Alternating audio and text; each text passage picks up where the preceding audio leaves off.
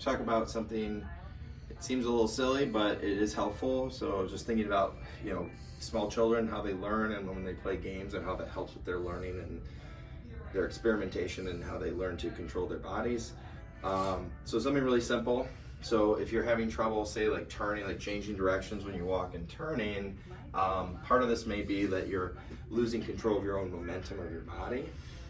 So this is where like leaning or side bending is appropriate, is that if your momentum is going forward, so it's the same thing in a car, on a bike, or a motorcycle, if your weight's coming forward and you turn, your momentum for a little bit is still going in that same direction. And so you have to counter that shift in momentum by actually leaning into the turn so that you don't get thrown outward, okay?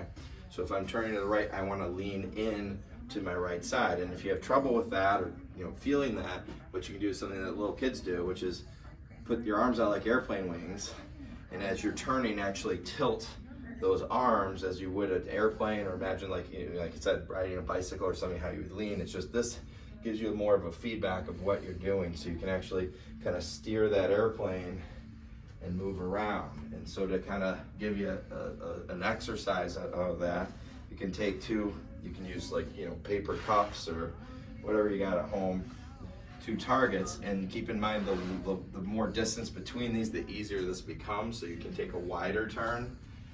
Just make sure you got enough space around there so you're not running into things or knocking over lamps. But you basically do a figure 8. So I'm turning to the right here, and then I'm going to turn to the left around here. And if I put those things pretty close and tight to one another, then I have to make a tighter turn, which becomes more of a challenge. And so that's how we can kind of challenge ourselves or progress that into something more challenging exercise. Good.